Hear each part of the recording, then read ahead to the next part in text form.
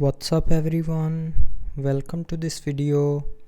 In this video I will show you how to fix the camera shutter lag issue on your Xiaomi POCO phone.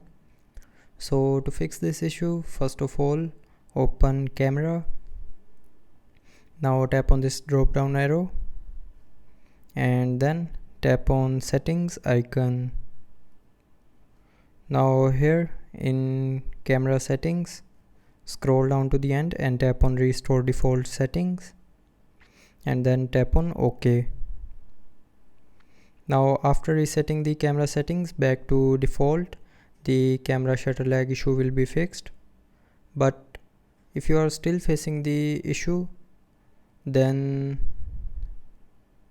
open settings, tap on about phone and then tap on software version. Now from here check for the software update for your phone. So if you have any available update, then update your phone software to the latest version, and after that the camera shutter lag issue will be fixed. But if you're still facing the issue, then the last solution is try restarting your phone. So to restart, press and hold on the power button.